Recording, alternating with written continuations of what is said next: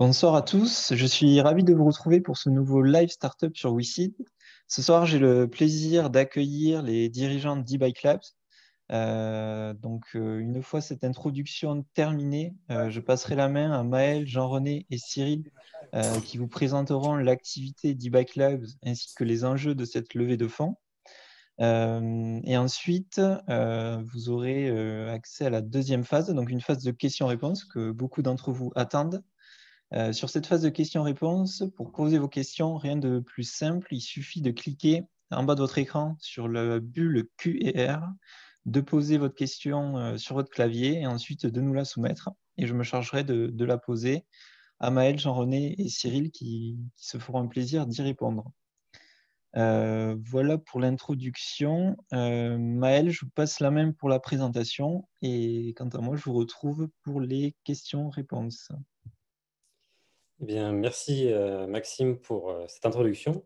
Donc, je suis Maël Bosson, fondateur et dirigeant de la société. Cette présentation, on va dire, il va y avoir 4 parties. La première partie, on va vous présenter une petite vidéo d'un reportage télé qui est passé cette semaine sur une chaîne locale pour vous introduire en gros notre solution, notre produit. Ensuite, en tant que responsable de la stratégie, je vous présenterai donc de manière générale notre société. Jean-René, qui est responsable de l'implémentation de notre stratégie, vous présentera plus en détail notre stratégie commerciale et là où on en est donc dans l'implémentation de notre stratégie. Et on finira donc avec Cyril par quelque chose de très important qui est l'impact qu'e-Bike Labs va avoir sur notre mobilité. Donc sans plus attendre, je vais donc commencer par cette petite vidéo pour que vous compreniez un peu mieux le contexte et de manière très concrète comment fonctionnent nos solutions.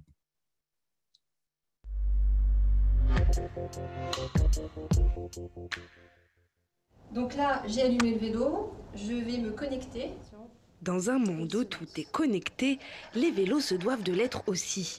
Mais ce n'est qu'un détail de la technologie d'e-Bike Labs qui s'est donné comme principale mission de rendre les vélos électriques moins chers à la fabrication, moins chers au kilomètre et plus durables. Je devais faire à peu près 25 km par jour en vélo, donc j'ai voulu m'acheter un vélo électrique et je me suis rendu compte, pour caricaturer, qu'il y avait soit des vélos électriques bas de gamme à 500 € qui tombaient en panne au bout de 3 mois, soit des vélos électriques à plus de 2000 € qui étaient inabordables pour moi parce que j'avais un budget d'environ 1000 €. Et donc c'est comme ça que je me suis conçu mon propre vélo électrique. J'ai tout de suite vu qu'il y avait un énorme engouement et beaucoup de gens m'ont demandé de lui en construire un, donc j'en ai construit une trentaine. Mais Maël se rend vite compte que plusieurs soucis sont présents puisque sur 30 vélos, 15 se font voler et les autres posent des problèmes de panne récurrentes. Mais qu'importe, Maël a fait un doctorat en mathématiques et informatique et il s'aperçoit grâce à sa spécialisation que le logiciel et les chiffres peuvent répondre à ces enjeux. Je le verrouille et là, même essayez de pousser, vous vous déplacez. Et là, on voit que ça coince un peu. Donc là, je le déverrouille et si je le déverrouille, vous voyez, ça repart normalement. Avec ce système, pour pouvoir utiliser le vélo après l'avoir volé, il faudrait déjà changer toute la motorisation car ce dernier est directement verrouillé par le moteur. En plus, le vélo ne pourra pas être revalorisé et revendu car il devient inutilisable même comme simple vélo mécanique, ce qui lui donne finalement peu de valeur pour quiconque tenterait d'en tirer profit. Ce qui est vraiment unique chez e-Bike Labs, c'est de remplacer certains composants par le logiciel. Donc, comme le capteur de couple, c'est le capteur qui va mesurer la puissance de l'utilisateur sur le pédalier pour générer l'assistance. Donc ça, on n'en a plus besoin, on remplace par un logiciel.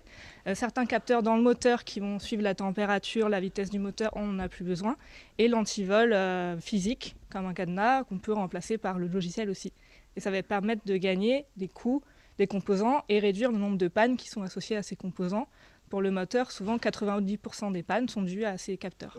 Après 5 ans depuis sa création, e-Bike Labs compte 15 employés et a pour principaux clients les opérateurs qui déploient des grandes flottes de vélos électriques.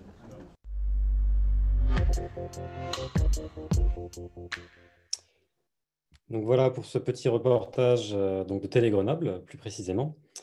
Donc j'espère que vous avez compris donc, comment fonctionne notre solution. En tout cas, ça en était une première illustration. Et maintenant, je vais vous présenter de manière plus globale notre société et comment elle s'inscrit donc dans son marché et sa stratégie. Donc, la première chose à bien comprendre pour comprendre le contexte et qui nous sommes chez eBike Labs, eBike Labs, c'est une startup deep tech, c'est-à-dire qu'on a investi de manière importante en recherche et développement et on a une solution qui est très difficile à copier parce qu'elle est difficile à concevoir. Et on a une solution qui est logicielle sur un gros marché, ce qui fait qu'on a un très gros potentiel de croissance. Donc ça, c'est vraiment la nature de notre startup. Et donc, comme ça ne vous l'a pas échappé, nous sommes positionnés sur le segment du vélo électrique. Le vélo électrique, c'est un segment qui est en croissance depuis plusieurs années. Et en fait, donc, dans le cadre de la crise sanitaire actuelle, qui malheureusement amène énormément de pression sur notre société, cette crise sanitaire, elle a aussi eu pour conséquence de revoir complètement la manière dont on se déplace et d'entraîner un véritable boom du vélo électrique. C'est-à-dire qu'on va passer d'environ 200 millions de vélos électriques déployés dans le monde à 300 millions d'ici 2023. Et en fait, quand on regarde les études, si on met à disposition sous forme de service un vélo électrique d'un automobiliste, en fait, près d'un sur deux va basculer vers un usage régulier du vélo électrique. La situation est telle, en fait, que la demande dépasse largement l'offre. Et ça, en fait, ça crée une situation de marché qui est intéressante pour notre société eBike Labs. Parce que dans une situation où la demande dépasse l'offre, naturellement, les fournisseurs vont se focaliser sur des clients qui vont être prêts à payer plus cher et qui vont être moins exigeants parce que l'usage des vélos va être plus faible. Et donc, à l'inverse, le segment de marché où les vélos, l'usage est le plus exigeant, donc par exemple un vélo partagé, sont laissés pour compte. Donc, pour illustrer ce problème, on va parler du Vélib. Donc, le Vélib, c'est le système, c'est 20 000 vélos libre-service à Paris. En fait, un Vélib électrique, il va être utilisé 15 à 30 fois par jour. Et en plus de ça, toute la journée, 24 heures sur 24, il est dans la rue. Donc, quand on a un vélo personnel et on sait que de temps en temps, il faut le réparer, on sait qu'il y a des risques de vol, et bien sur un Vélib, c'est 10 fois pire, naturellement, de par la manière dont ces vélos sont déployés. Et en fait, avec les solutions actuelles, du coup, on a des statistiques de panne et de vol qui ne sont pas du tout satisfaisants. Près de 1000 vélos volés chaque semaine, près de 800 vélos qui nécessitent des réparations chaque semaine. Et tout ça fait que la ville de Paris doit verser une subvention de 30 millions d'euros pour que ce type de service puisse être déployé. Et ces statistiques en termes de vol et de maintenance ne sont pas acceptables. Et c'est pourquoi ces acteurs que j'ai appelés du vélo écologique, c'est-à-dire du vélo électrique, là où il a un véritable impact en termes de mobilité et de durabilité, ces acteurs-là ne trouvent pas de bonne solution sur le marché et donc seront entrés dans une démarche de designer leur propre vélo, leur propre solution pour créer un nouveau standard de qualité et de durabilité. On pourrait dire, par exemple, pour passer de vélos qui sont designés pour durer 10 000 km à des vélos qui sont faits pour durer 100 000 km. Et cette nouvelle approche, avec une qualité qu'on pourrait dire automobile, elle crée une opportunité très intéressante pour eBike Labs. Pourquoi? Donc, qu'est-ce qu'on fait chez eBike Labs? Chez eBike Labs, on fournit un logiciel pour les vélos électriques. Donc, ce qu'il faut savoir, c'est que sur tous les vélos électriques, il y a un logiciel et qui généralement a pour principale mission d'adapter la puissance du moteur à ce que fait le cycliste. Et chez eBike Labs, on a développé un logiciel quelque part que tout le monde rêverait d'avoir sur son vélo, puisque ce logiciel, il est capable de détecter les vols et d'immobiliser le vélo. Il est capable de détecter les pannes en temps réel et de faire appel à un opérateur de maintenance pour que le vélo soit toujours fonctionnel. Et il est capable de remplacer des capteurs qui sont coûteux et fragiles, ce qui fait que le vélo est moins cher et plus robuste. Donc tout ça fait que notamment Toyota Tsusho a identifié notre logiciel comme un futur standard de ce marché de la mobilité à vélo électrique. C'est ce qui fait chez eBike Labs qu'on se positionne comme étant le logiciel. Notre objectif, c'est quelque part de devenir le Microsoft du vélo électrique. C'est-à-dire qu'il y a quelques dizaines d'années, les ordinateurs personnels se vendaient tout en un avec un logiciel et un matériel tout intégré. Et puis, à un moment donné, Microsoft a dit, voilà, moi, j'ai un logiciel et je peux vous l'amener à vous, fabricants, et on peut séparer les deux activités. Donc, nous, on veut faire ça sur le vélo électrique. Et évidemment, quand on prend l'exemple de Microsoft, on comprend que derrière, il y a un gros potentiel de croissance et un gros potentiel de développer une société à grande échelle. Et donc, vous allez vous demander, mais pourquoi personne ne l'a fait? pourquoi chez eBike Labs, on y arriverait? Et ça, en fait, c'est lié à notre technologie. Notre technologie qui permet de remplacer du matériel par du logiciel. Et je vais en parler donc sur un exemple plus concret. Donc cet exemple concret, c'est quoi? C'est sur tous les bons vélos électriques aujourd'hui, il y a ce qu'on appelle un capteur de couple. Donc c'est un composant un peu technique, très spécifique, dédié au vélo électrique, qui permet de mesurer la pression de pédalage du cycliste et d'adapter l'assistance à ce que fait le cycliste. Donc c'est indispensable. Et en fait, nous, on est capable de faire la même chose, non pas avec un capteur qui va coûter entre 50 et 100 euros et qui est disponible uniquement avec des ensembles de moteurs, batteries, tout en un fermé.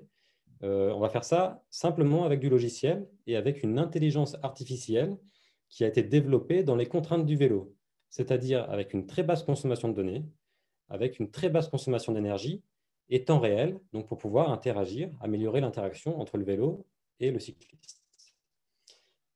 Et donc les bénéfices de cette intelligence artificielle sont évidents, c'est-à-dire qu'on va économiser au niveau des coûts de fabrication du vélo, entre 50 et 100 euros. Et en plus, en tant que concepteur, on va avoir le choix sur les partenaires moteurs ou batteries ou électroniques auxquels on veut faire appel. Et ça, en fait, c'est très important parce que notre intelligence artificielle, elle propose des avantages décisifs en phase de conception d'un vélo. Et c'est là où le choix du logiciel est fait. Et c'est ce qui a beaucoup impressionné nos derniers prospects. Donc, ce qu'il faut comprendre, c'est que cette intelligence artificielle, c'est issu d'un programme de R&D important donc, qui a été soutenu par l'ADEME et c'est seulement depuis un bon mois que l'on a des résultats satisfaisants, très satisfaisants en termes de perception, au point que ça a bluffé nos derniers prospects. Ce qui fait donc qu'on a passé des tests techniques auprès de leaders qui sont en train de concevoir ces futures générations de vélos durables. Et maintenant, donc, on est dans des phases de tests d'intégration avancée dans l'environnement final du client, qui sont des phases qui sont facturées à nos clients, et en parallèle de négociations commerciales pour l'adoption à grande échelle de notre logiciel. Et là, on parle de contrats pour des revenus récurrents allant de 1 à 3 millions d'euros annuels. Et j'ai parlé de revenus récurrents parce que notre business model, c'est un modèle de souscription où on fait payer pour notre logiciel une fois que le vélo est déployé. Ce qui veut dire qu'une fois que le concepteur du vélo a choisi d'adopter notre solution, il y a deux étapes. Il y a une étape où il va lancer la fabrication des vélos eBike Labs Inside et donc payer pour ça le fabricant de vélos. Et c'est chez le fabricant que notre logiciel sera installé dans le matériel. Et une fois qu'il va le déployer en tant que marque ou opérateur, c'est à ce moment-là que nous, au moment où notre client a ses revenus, que nous allons pouvoir facturer la souscription à notre logiciel. Et ça, c'est hyper intéressant comme business model parce que ça permet de bénéficier de la croissance de nos clients, ça nous permet d'aller chercher des très gros revenus et c'est ce qu'on voit sur nos projections financières. C'est-à-dire qu'on a l'objectif, de par la traction client actuelle, d'atteindre en 2023 la rentabilité avec environ 2,5 millions d'euros de revenus et dépasser les 30 millions d'euros en 2025. Et ce qui est important, c'est qu'on va pouvoir multiplier par 10 nos revenus en multipliant, entre guillemets, seulement par 3 nos dépenses. Et ça, c'est de par la nature de notre business model qui est software, avec une marge opérationnelle qui est évidemment très importante. L'inconvénient de cette approche, entre guillemets, où on capitalise sur le futur, c'est que pour les années 2021 et 2022, le temps que les vélos soient conçus et soient mis en production, il faut donc que l'on finance la société. Et c'est ce qui nous amène donc avec la levée de fonds et l'opportunité de rentrer au capital présente aujourd'hui sur WeSeed. Donc, pour atteindre cette commercialisation et ce déploiement à grande échelle, nous sommes en train de réaliser un tour de financement global de 1,5 million d'euros, ce qui va nous permettre de renforcer notre portefeuille brevet, donc pour renforcer notre différenciation protégée au moment de notre déploiement à grande échelle. Ce qui va nous permettre, cet argent va aussi nous servir d'un point de vue technique à rendre notre logiciel indépendant de notre matériel, ce qui est aussi nécessaire pour les projets de déploiement à grande échelle à partir de 2023. Et évidemment, l'effort marketing et commercial pour contractualiser avec des leaders de la mobilité. Donc, en termes de roadmap, qu'est-ce que ça donne? En 2021, nous allons contractualiser avec au moins 2 leaders de la mobilité, ce qui fait que ces vélos vont être conçus et mis en production en 2022. Et à ce moment-là, donc, on va mettre en place ce qu'on appelle l'écosystème eBike Labs Inside, c'est-à-dire un écosystème de partenaires qui fournissent des composants moteurs, batteries, qui fonctionnent avec notre logiciel. Et en 2023, on aura donc notre premier déploiement grande échelle avec un produit fortement protégé par des brevets. Et ça ne s'arrête pas là, ça ce n'est quelque part qu'un début, puisqu'ensuite, comme on l'a précisé au début dans notre ambition, notre objectif, c'est d'aller chercher donc, une part de marché importante.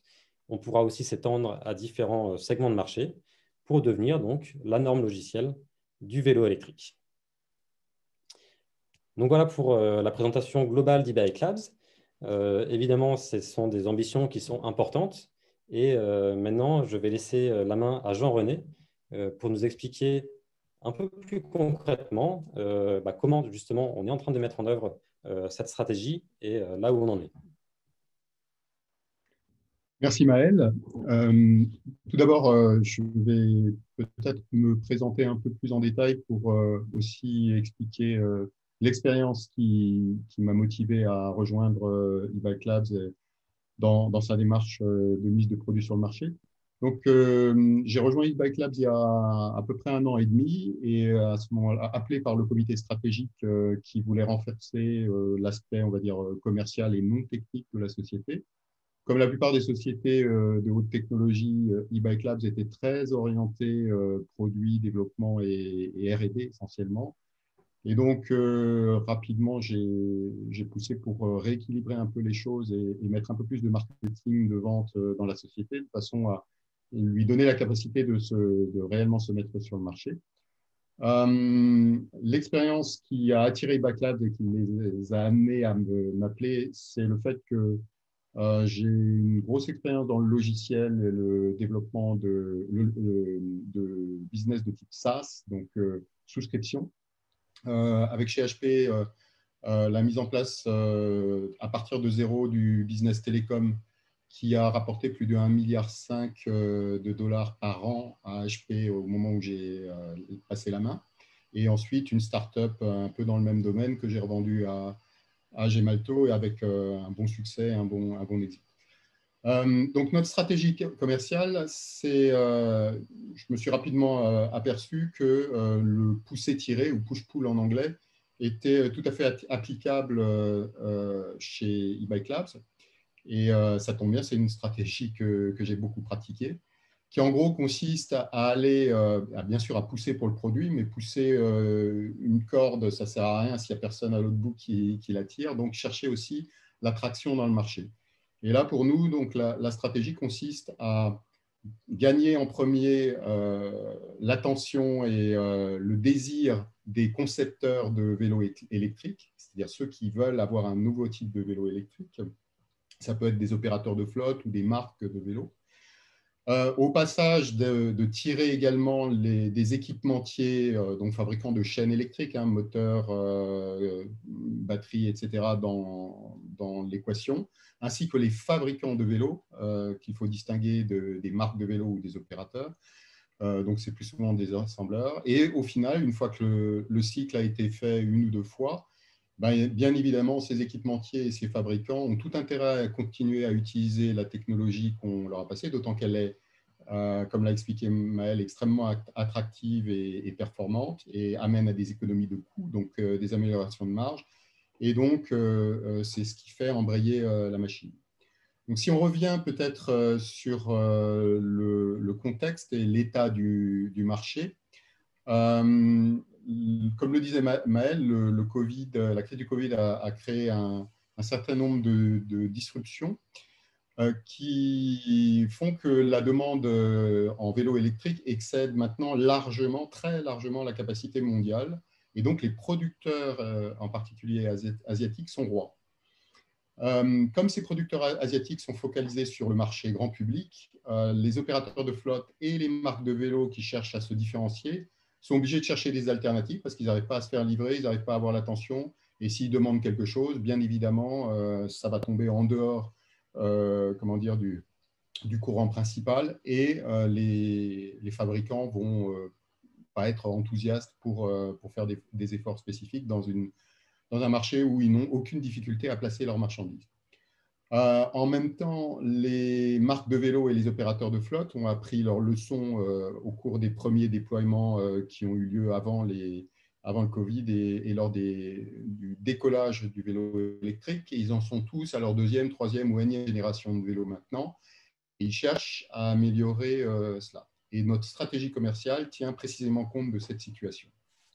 Donc, si on regarde ensuite quels sont les chemins de moindre résistance, parce qu'avoir un beau produit magnifique, etc., n'a aucun intérêt si on n'arrive pas à le placer dans la chaîne de valeur. Ces derniers 24 mois, on a exploré les principaux chemins d'accès au marché. On sait ce qui marche, ce qui ne marche pas, et on a compris aussi pourquoi. Et on a en particulier compris que pour nous insérer dans la chaîne de valeur, il fallait convaincre au moment de la conception du vélo, parce que c'est là qu'il y a la plus faible barrière à l'entrée. Si on est convaincant et que celui qui est en charge l'opérateur ou la marque de vélo qui cherche à faire une nouvelle génération de vélo ou un nouveau vélo nous adopte à ce moment-là, il n'y a plus de difficulté en fait ensuite il n'y a aucune difficulté ensuite à être dans ce vélo-là. A contrario, si on arrive trop tard ou après coup, si on essaye de se greffer sur des designs existants, c'est beaucoup plus difficile. Il y a la résistance des équipementiers, la résistance des fabricants, et donc ce n'est pas le bon moment pour faire ça.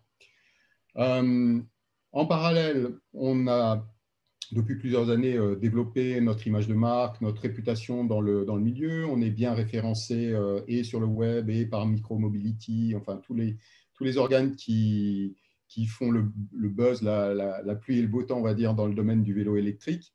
Et on reçoit plus de 4 nouveaux prospects spontanés par mois sans lever le petit doigt. Et en fait, c'est volontaire en ce moment parce qu'on n'a pas la capacité de traiter plus que ce qu'on a déjà dans le tuyau commercial. Et nous sélectionnons uniquement ceux qui sont en début de conception. Donc, les gens qui arrivent avec des vélos déjà faits ou est-ce que vous pouvez me greffer votre produit sur mon vélo?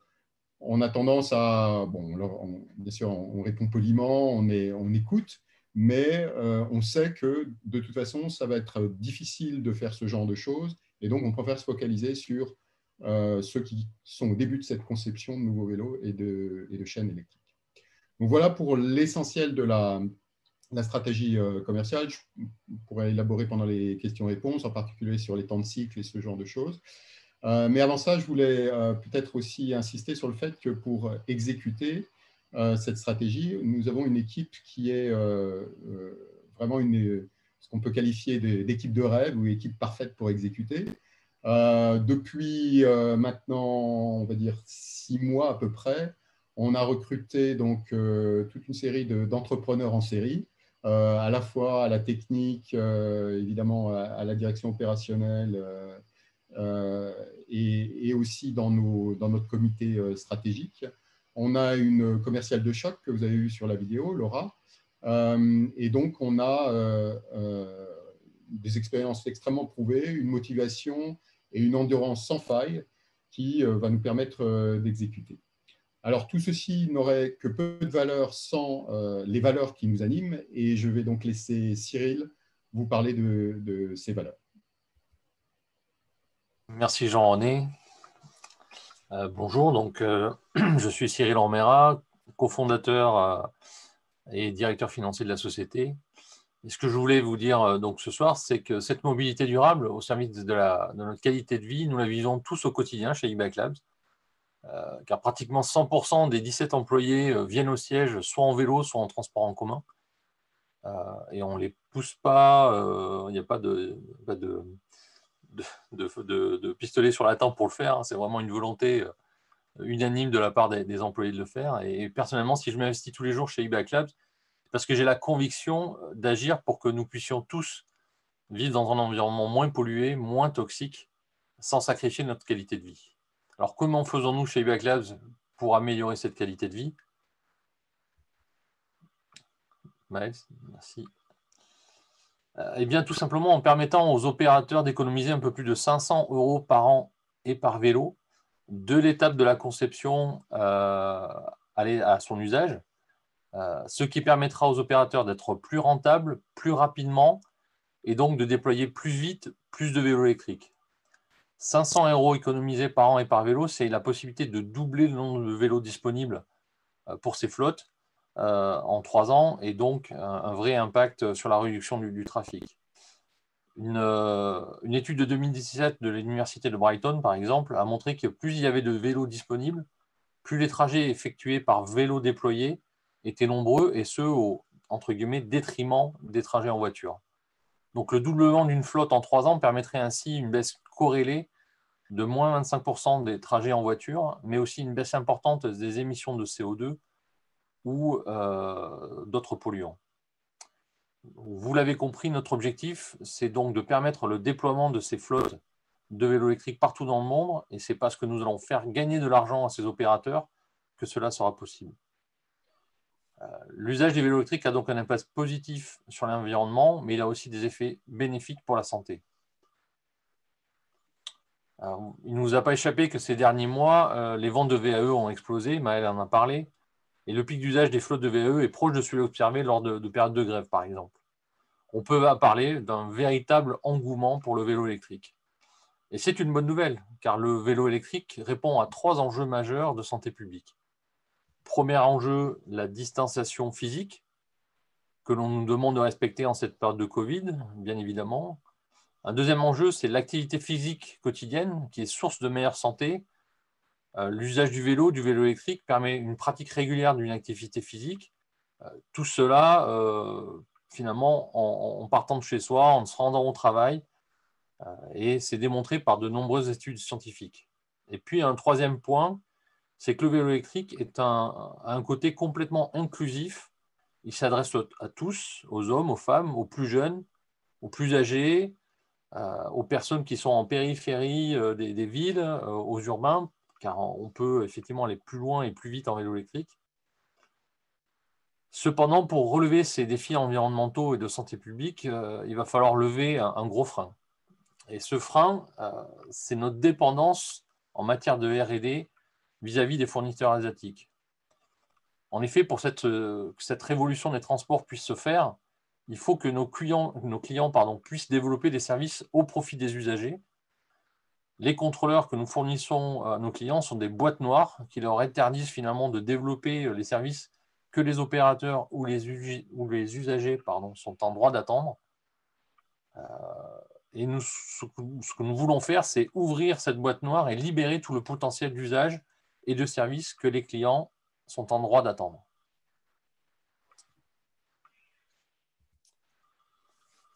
Merci Cyril, du coup, pour ce point d'information sur nos futurs impacts. Donc, comme vous l'avez compris, je pense, lors de cette présentation, donc chez e-Bike Labs, on a un beau produit, un produit qui est intéressant. On a une bonne vision de notre marché, une stratégie d'accès au marché très sophistiquée, en tout cas qui est en très bonne voie. Et cet impact qui est extrêmement important en termes de motivation et en termes de facteurs de succès pour la suite, parce qu'on peut vraiment améliorer la qualité de vie dans nos villes. Et ce par quoi je voulais finir, et qui est extrêmement important pour comprendre en fait notre motivation, comprendre pourquoi on va réussir et comprendre le véritable enjeu de cette levée de fonds, c'est qu'en fait, cet impact, ce n'est pas que des slides. Cet impact, c'est ce qu'on vit chez e-Bike Labs depuis 5 ans à une échelle locale par les un peu plus de 500 vélos qui intègrent notre technologie. C'est-à-dire que parce que e-Bike Labs existe, aujourd'hui, dans certains vélos, là où il y avait de l'électronique asiatique et du logiciel asiatique avant, il y a maintenant de la technologie française. Parce que e-Bike Labs existe, aujourd'hui, il y a des cas d'usage où le vélo électrique n'était pas possible avant, et il y a des personnes qui ont abandonné l'usage de la voiture au profit de leur vélo, parce qu'on rend possible des usages plus intensifs, plus exigeants. Et finalement, ce qui est aussi très important, c'est parce que e-Bike Labs existe, et on a participé à des études de santé, des personnes qui étaient déconditionnées physiquement parce que des parcours de vie avec des accidents de santé ont pu, alors qu'ils ne le soupçonnaient absolument pas, ont pu réintégrer une activité régulière, une activité physique régulière, améliorer leur santé et largement améliorer leur qualité de vie. Donc, tous ces petits feedbacks qu'on a à une échelle locale par nos déploiements, par nos clients actuels, évidemment, chez e-Bike Labs, ça nourrit une motivation qui est énorme. Et l'enjeu de cette levée de fonds, c'est de passer de cet impact local qu'on a pu constater. On a pu constater que la technologie a un vrai impact pour développer le vélo électrique là où il est le plus utile. Et l'enjeu de cette levée de fonds, c'est passer de cet impact local à un impact global. Merci pour votre attention. Super, merci Maël, Jean-René, Cyril pour cette présentation très, très complète, très détaillée. On a d'ailleurs pas mal de questions en attente. Ok, donc on va commencer tout de suite. Alors, je vous lis les questions. On va peut-être commencer par une question qui a été répondue par Jean-René, mais voilà, je vais la poser pour que tout le monde puisse profiter de la réponse. Alors, c'est une question de Jean-Luc. Voici la question. Le système est-il adaptable au VAE lambda du particulier, voire une petite flotte d'entreprises qui n'est pas un libre service? Du coup, comme j'ai répondu à Jean-Luc, je vais faire un peu la même réponse et élaborer là-dessus. Donc, oui, on a d'ailleurs un assembleur qui fait des vélos, on va dire custom, qui s'appelle Cyclo Living, qui utilise nos produits et qui les monte sur des différents types de vélos. Donc, c'est possible. Mais dès le départ, j'insiste sur le fait que ce n'est pas franchement notre cible commerciale principale, tout simplement parce que l'effort à faire pour développer ce type de marché est à peu près le même que celui à faire pour développer des gros acteurs, une relation commerciale avec des gros acteurs qui vont avoir du volume et donc un effet d'échelle. Et donc, on se focalise actuellement beaucoup plus sur ces gros acteurs que sont soit les fabricants de vélos, on va dire, de grande réputation, sans donner trop de pistes sur avec qui on travaille. On pourrait citer des gens comme Van Moof, Angel, Cowboy ou des gens comme ça. Soit des opérateurs de flotte qui conçoivent leurs vélos. C'est ça nos cibles actuelles. Et donc, pour revenir à la question, oui, c'est possible. En fait, on propose aussi un autre modèle de travail qui est beaucoup plus flexible et justement qu'on utilise avec nos cibles et où on se positionne vraiment en partenaire pour le logiciel embarqué, donc le firmware pour ces clients-là. Et on peut donc, pour ces clients-là, leur apporter de la fonctionnalité supplémentaire à façon, ce qui est d'ailleurs une demande de ces clients. En fait, ils sont tous là à nous dire nos fournisseurs asiatiques ou traditionnels ne sont pas capables de nous suivre dans nos demandes.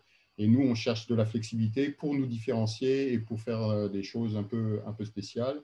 Et on cherche un logiciel de contrôle du moteur qui est ouvert et c'est précisément ce que l'on fait. Voilà, donc j'espère avoir répondu à la question. Pour résumer, peut-être, ça sera surtout possible en 2023 lorsqu'en effet des grandes marques intégreront notre technologie et qui sont donc dans des vélos qui sont en train d'être conçus actuellement avec des objectifs, des niveaux d'exigence plus importants, ce qui fait que ça nous amène vers eux. Ok, on va poursuivre avec une question de Pascal. Travaillez-vous avec Prama Industries, également présent chez WeSeed, alors financé chez WeSeed il y a quelques années? Alors, donc on a pu échanger avec Pragma et d'ailleurs, en fait, Laura, notre commerciale, travaillait donc sur des projets de déploiement de flotte de vélos à hydrogène précédemment. Donc, on a un lien, on va dire, assez privilégié et particulier. Donc, pour l'instant, je ne peux pas vraiment en dévoiler plus sur ces interactions. Je peux simplement dire qu'en effet, c'est un type d'acteur qui va s'intéresser de près à ce qu'on fait parce qu'on correspond tout à fait aux enjeux de ce type de société. Ok. Ok, on va continuer. Bon, je vais prendre les questions dans l'ordre. Alors, une question d'Eric. Bonjour à tous et d'abord un grand merci pour cette possibilité d'interagir en direct.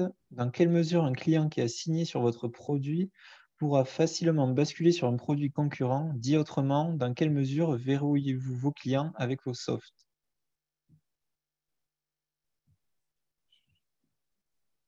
Tu veux que je prenne, Maël ou... Je te laisse répondre, j'allais te suggérer de répondre. D'accord.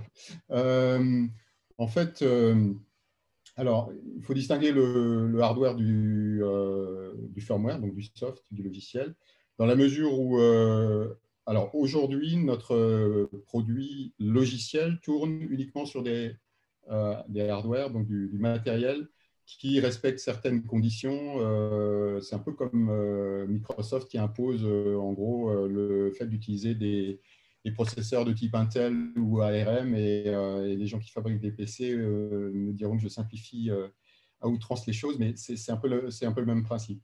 Donc aujourd'hui, on ne sait faire que ça. À terme, on a l'intention effectivement de rendre notre logiciel portable et de pouvoir le faire tourner sur n'importe quel type de matériel. Dans la mesure où on fait ça, ces matériels, en général, arrivent dotés eux-mêmes de leur propre firmware, donc de leur propre logiciel. Et donc, évidemment, le client qui nous adopte a la possibilité et aura la possibilité de revenir en arrière et d'utiliser un autre logiciel. Le problème, c'est que ces autres logiciels ne lui apporteront pas du tout la même fonctionnalité, et en particulier toutes les fonctionnalités qui consistent à enlever du matériel du vélo, par exemple les capteurs de couple, d'autres types de capteurs, etc., ne sont pas faisables avec ce logiciel de base. Et donc, le vélo perdra en fait quasiment tout intérêt. Donc, le risque de basculer ou de rebasculer vers le logiciel d'origine du contrôleur d'origine est relativement minimum et de toute façon impacterait tellement la qualité d'utilisation du vélo que le client ne fera pas ça. Ok, merci. On va continuer avec une question de Didier. Combien de brevets sont déposés, où vont l'être et dans quelle zone géographique? Alors, combien de brevets sont déposés? Donc, on en a déposé 5 depuis le début de la société. Il y en a 2 qu'on a abandonnés. Et il y en a un qui est un peu plus récent, qui date de cet été, dont on pense qu'il a énormément de valeur. Et 2 qui sont publics et en phase de déploiement d'extension internationale. Donc, on vise l'Amérique du Nord, donc les États-Unis, l'Europe et l'Australie, il me semble, si je me de mémoire. Donc, voilà, donc on a, on va dire, voilà, cette ambition de protéger notre innovation sur, en effet, un territoire assez large, là où sont nos principaux marchés, sachant que nos clients sont généralement internationaux et donc présents sur tous ces marchés à la fois. Donc, il y avait la question aussi de combien de brevets on prévoit, c'est ça? Oui, c'est ça. Alors, je voulais enlever. Combien de brevets sont déposés, où vont l'être et dans quelle zone géographique? D'accord. Et donc, c'est vrai comme on a investi de manière importante en recherche et développement là, depuis 2 ans, notamment grâce au soutien de l'ADEME, qui nous a accordé un financement de 800 000 euros, et qu'on commence à avoir des très, très bons résultats. Et, on va rentrer en effet dans une nouvelle phase de dépôt de brevets, où on prévoit à peu près 5 dépôts de brevets par an. Alors, évidemment, dit comme ça, un nombre de brevets, ça veut tout et rien dire. Évidemment, ce qui compte, c'est la valeur ajoutée protégée qui est voilà, la valeur ajoutée qui est protégée, des fois pour validité. Donc nous, ce qui est très important, c'est de protéger cette valeur qui nous permet de remplacer du matériel par du logiciel. Et quelque part, ensuite, en fonction de quand on étudie la concurrence, l'état d'art, les voies de contournement, c'est là qu'on établit précisément le nombre de brevets nécessaires pour protéger nos innovations. Donc c'est dans le travail de dépôt de brevets qu'on se rend compte en fait du nombre de brevets à déposer. Ok, merci Maël. Répondre, exactement. Ok, merci. Je vais continuer avec une question de Jean-Marc. Un risque de piratage de votre logiciel pour débloquer le vélo est-il envisageable? Alors, un risque, je pense que dans tout logiciel, il y a toujours un risque. Donc, est-ce qu'un risque est envisageable? Oui. Je pense que le point important, c'est de comparer notre solution par rapport à l'état de l'art, on dirait par rapport à la concurrence, c'est-à-dire avec quelle facilité on va pouvoir quelque part voler et s'accaparer de la valeur d'un vélo électrique e-bike Labs Inside à comparer d'un autre vélo. Et là, c'est extrêmement, extrêmement compliqué. Parce que voilà, toutes nos communications sont encryptées, parce que on a... Alors, je ne sais pas si, Jean-René, tu veux peut-être... Oui, non seulement la communication est encryptée, mais même le logiciel est protégé en update, donc en mise à jour, avec des clés de vérification qui font qu'on ne peut pas, on va dire, se substituer ou substituer une partie du logiciel par quelque chose qui ne vérifierait pas comment dire, un checksum, je ne sais pas dire le mot en français, une valeur en fait qui permet de vérifier que le logiciel est bien intègre. Par ailleurs, effectivement, le logiciel est authentifié et autorisé mutuellement par les autres organes du vélo. Ça devient un peu la norme maintenant dans le vélo électrique, ce qui fait qu'il n'accepte pas de communiquer avec des choses qui ne sont pas comment dire, pré-câblées, pré-autorisées pour lui. Il faut voir quand même que la communication avec le monde extérieur, donc ce qu'on appelle l'IoT, la communication du vélo avec le reste du monde, n'est pas une chose qui est prise en charge par notre logiciel. Nous ne faisons pas d'IoT. C'est du matériel et des logiciels en général, soit les opérateurs de flotte, soit les constructeurs de vélos font eux-mêmes. Et donc, c'est par là que passent les commandes allant vers notre contrôleur. Donc, si la partie IoT est compromise, effectivement, le contrôle du vélo peut être pris par celui qui fait ça. De la même manière que c'est la même chose dans une voiture ou dans n'importe quel autre système. Ok, on va continuer avec une question de David. Vous croyez donc à une énorme croissance du free floating? Je vais prendre peut-être celle-là. Alors, il faut bien voir que le free floating… Alors, les opérateurs de flotte et le free floating sont deux choses différentes, hein, puisque le free floating est un sous-ensemble des flottes de vélos. Et il faut voir aussi que notre marché n'est pas juste, ne consiste pas juste en les opérateurs de flotte. Il se trouve que c'est une cible très privilégiée pour nous parce qu'il y a du volume, de la croissance et donc, en une seule opération commerciale, on peut arriver rapidement à faire du chiffre et du développement. Mais ce n'est pas notre seule cible. Hein. Je citais des fabricants de vélos un peu haut de gamme ou milieu de gamme avec qui on travaille et qui ont des volumes largement comparables également. Le free floating, par rapport donc le fait d'avoir des vélos qui ne sont pas sur des stations fixes, par rapport aux vélos en station fixe, type ceux que fait Vélib à Paris, ça dépend un peu d'abord des pays et des cultures dans les différents pays. Il y a des pays où ça marche très bien, ça nécessite quand même un peu de discipline de la part des utilisateurs, des pays où, au contraire, il y a des pays au contraire où le free floating est un peu moins bien vu parce que les utilisateurs sont un peu moins ordonnés dans le placement des vélos. Nous, on n'a pas vraiment de religion à ce sujet. On croit beaucoup au vélo partagé. Donc ça, c'est quelque chose de très important pour nous. D'une part parce qu'il y a du volume d'un point de vue commercial et d'autre part parce que ça participe à notre vision qui est de faciliter le transport urbain, de rendre les mouvements en ville beaucoup plus fluides. Et évidemment, ce type de système, de service, sert cet objectif. Ok, merci Jean-René. On va poursuivre avec une question de Jacques. J'ai un vélo équipé d'un kit Golden Motor depuis plus de 12 ans. L'électronique de commande inclut un antivol qui bloque la roue avant et actionne une alarme. Avez-vous connaissance de cette fonction et en quoi le système que vous avez développé diffère? Je vais prendre cette question du coup. Donc c'est en effet une question intéressante. Donc ce système de blocage, on va dire par la roue, il existe et notamment il est très visible sur les trottinettes qui sont assez visibles dans les villes depuis quelques temps. Nous, on va dire il y a deux différences principales.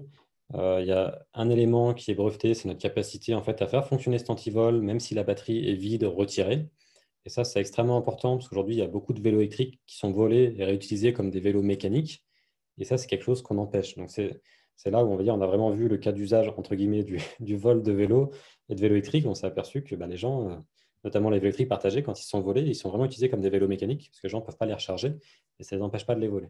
Avec notre système, comme le vélo est inutilisable, que la batterie soit vide, retirée, etc., c'est encore plus efficace comme antivol.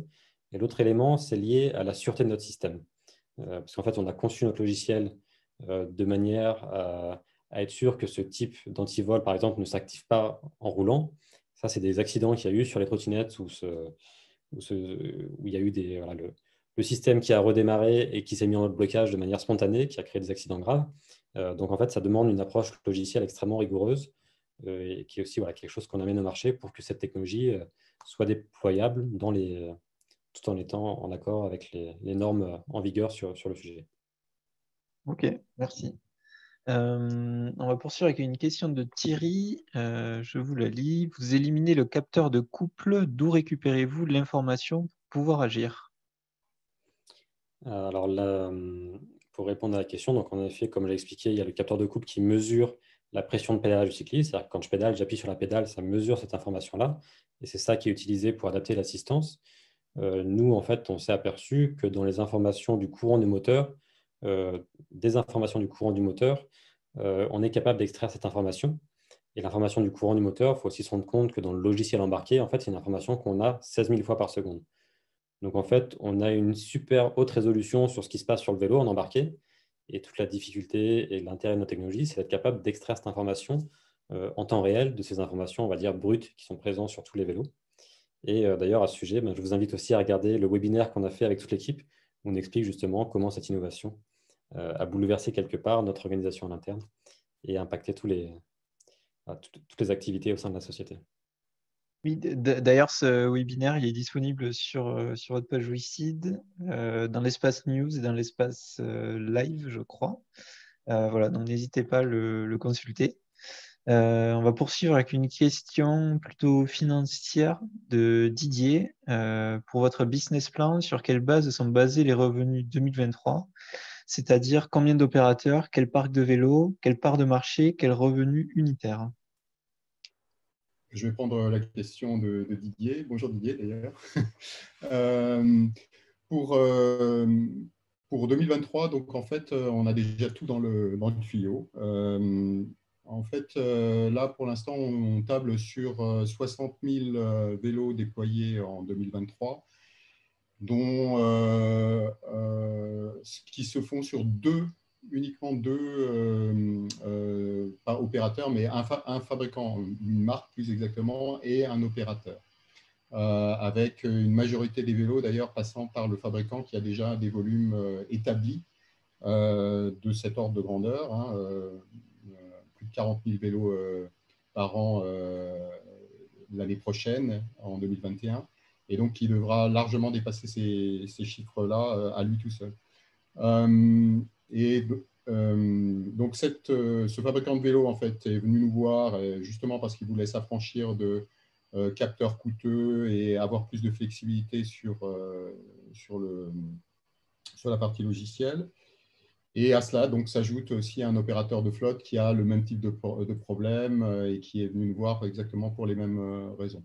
Donc ça, c'est pour le volume en nombre de vélos. Le prix SaaS que l'on facture pour ces services-là est de 3,50 € à peu près par mois. Et c'est à rapporter, juste pour donner un exemple, un capteur de couple standard coûte une centaine d'euros, voire un peu plus. Un bon capteur de couple coûte jusqu'à 150 €.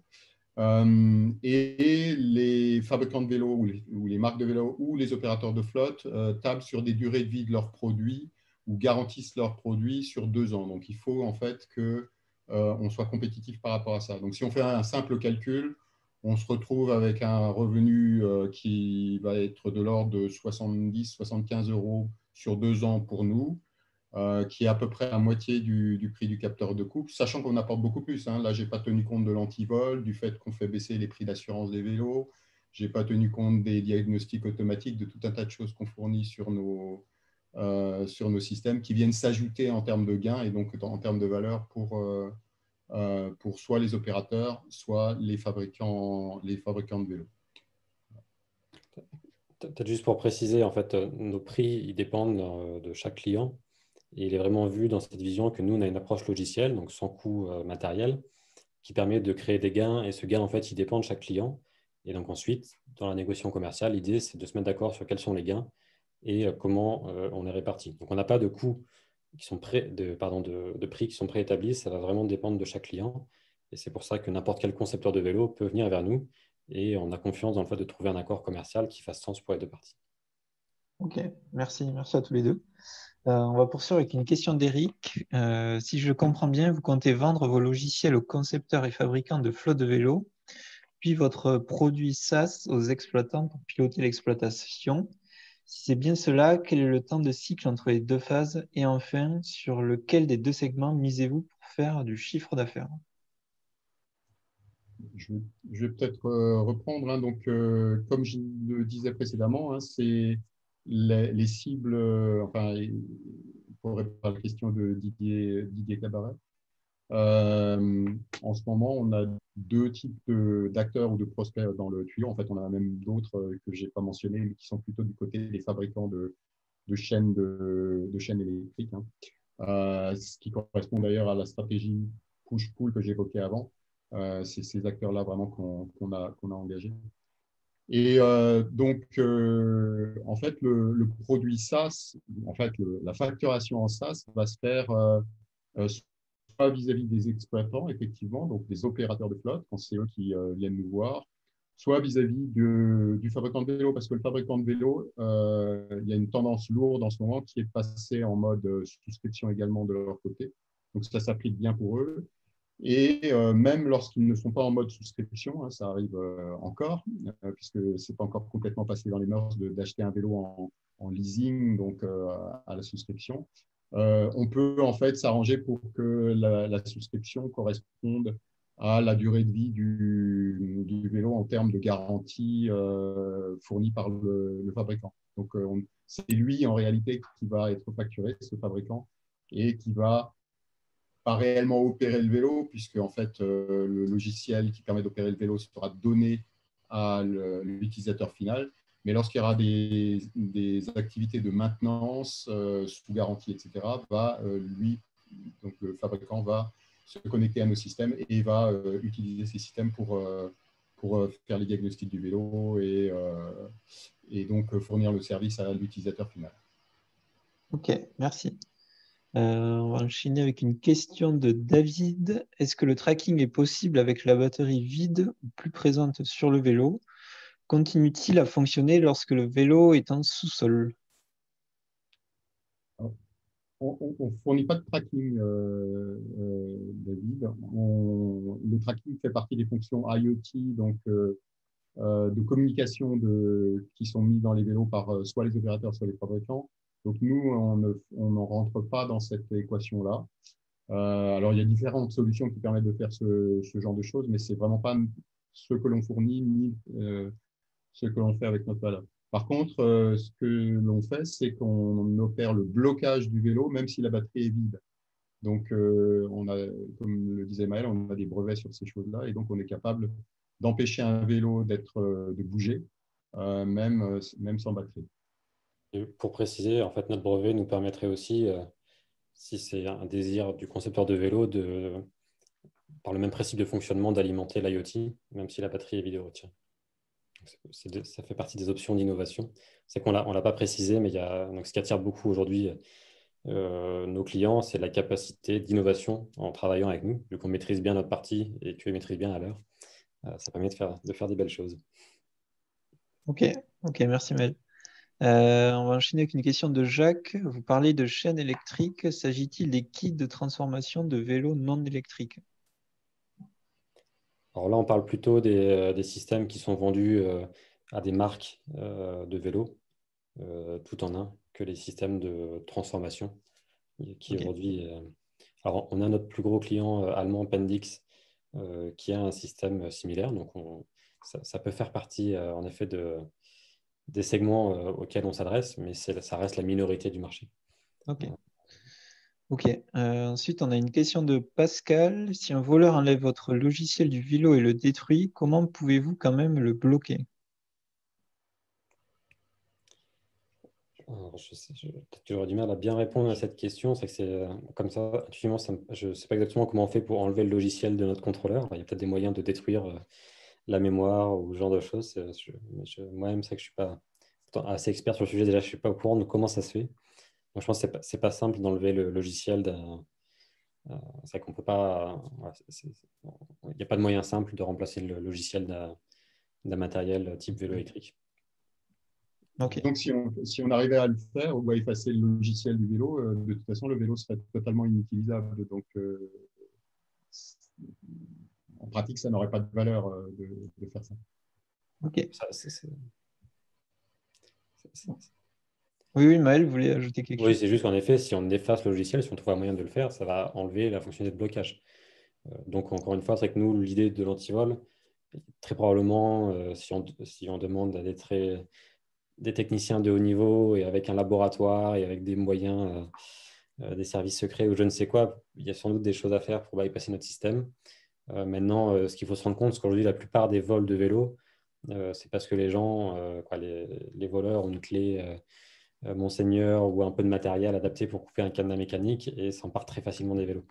Euh, donc nous, on amène déjà un niveau de difficulté extrêmement élevé au fait de tirer de la valeur d'un vélo volé, quoi.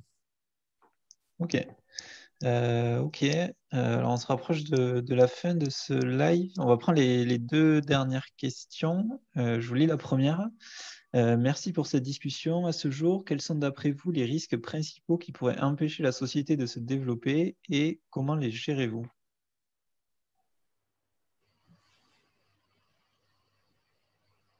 Je peux prendre, Maël, et puis tu rajouteras éventuellement. Ouais, j'essaie de réfléchir, évidemment, comme on a tout prévu. Non, Question non. facile. Bon, le risque principal, quand même, c'est pour la société qui l'empêcherait de se développer, c'est un sous-financement de ses activités. J'ai cru voir passer une question, je ne crois pas qu'elle a été posée, qui parlait des temps de cycle. Et j'avais évoqué ce sujet dans la présentation. Le cycle qui nous sépare de la mise sur le marché des vélos pour pour un design win, excusez-moi de l'anglicisme, donc les victoires auprès de prospects qu'on a marqués sont de l'ordre de 2 ans. Donc un vélo, hein, ça prend entre 12 et 24 mois. Et donc, ça nécessite évidemment un financement pour arriver à ça. Et c'est précisément la raison pour laquelle nous faisons appel à WICID pour financer le développement de la société. Donc, c'est des cycles plus courts que ceux de l'automobile, mais qui restent quand même significatifs et qui sont classiques dans le monde du vélo et du vélo électrique. Donc, le principal risque est là. Et on l'adresse ou on s'en occupe évidemment via WICID, mais on a d'autres fers au feu avec des business angels, du capital risque, des prêts bancaires, et toute une panoplie et un arsenal de financement possible. Maël, je te laisse compléter éventuellement. Oui, je pense que c'est vrai que c'est une bonne remarque et c'est en fait dans la stratégie qu'on a choisie parce qu'on pense que c'est celle qui fait le plus de sens par rapport à notre objectif de passer d'un impact local à un impact global. Structurellement, en fait, on doit s'adresser en priorité à des très gros deals et donc on va passer en effet d'une société quelque part, voilà, l'état où on en est aujourd'hui, à une société qui va devenir un leader d'un seul coup. Et du coup, il n'y a pas d'étape intermédiaire en fait. Et pour atteindre cette étape d'après, on a besoin en effet de ce financement. Donc, on a besoin de cet engagement, voilà, notamment de la communauté WICID, pour passer à cette étape d'après. Et on le sait que ce n'est pas forcément intuitif. On le voit qu'il y a eu beaucoup de travail pour en arriver à ces conclusions-là. Et donc, c'est pour ça que c'est intéressant d'avoir ce webinaire pour expliquer les raisons de notre stratégie et pourquoi c'est une très bonne stratégie. Il y a un énorme potentiel. Et aussi, du coup, ce qui est intéressant pour les investisseurs, c'est que comme ce n'est pas évident, c'est ce qui fait qu'il peut y avoir des multiplicateurs très, très intéressants du moment où ce sera en effet mis sur le marché à grande échelle, avec en plus, comme je l'ai précisé, des ambitions importantes pour la suite. Et d'ailleurs, pour compléter, on a une ultime question qui parle de la sortie pour les investisseurs, justement. Donc, c'est une question de Jean-Marc. Quelle stratégie de sortie envisagez-vous? Alors, il y a plusieurs options possibles. Aujourd'hui, moi, ce qui m'intéresse le plus à titre personnel et pour l'instant, je dirais qui est ma stratégie principale, même si je ne vais pas forcément beaucoup en parler parce qu'elle est un peu long terme, on va dire c'est une IPO, parce que je pense qu'en effet, on a un énorme potentiel avec cette société. Moi, voilà, je trouve ça, notre mission et notre impact potentiel est tellement séduisant que ça me donne envie de m'engager dans le long terme avec la société. On sait aussi, il y en a déjà eu des intérêts en termes d'acquisition au niveau de la société parce qu'on a une belle technologie. Des clients peuvent chercher à nous acheter parce qu'on sait aussi que les acteurs de l'automobile sont très friands, entre guillemets, des startups de notre type pour aussi rentrer sur ce segment de marché du vélo électrique. Donc, il y aura des opportunités de sortie intermédiaires qu'on va étudier avec attention, évidemment dans l'intérêt des investisseurs et aussi dans l'intérêt de la suite du projet, parce qu'une société comme nous ne s'arrête pas du moment où elle change d'actionnaire. Donc, voilà, donc je dirais qu'il y a soit un rachat, soit aller jusqu'à une IPO. Ok. Alors, on a une ultime question qui s'est rajoutée au dernier moment. Donc, une question de Jacques. Je vous la lis et après on se quittera sur cette réponse.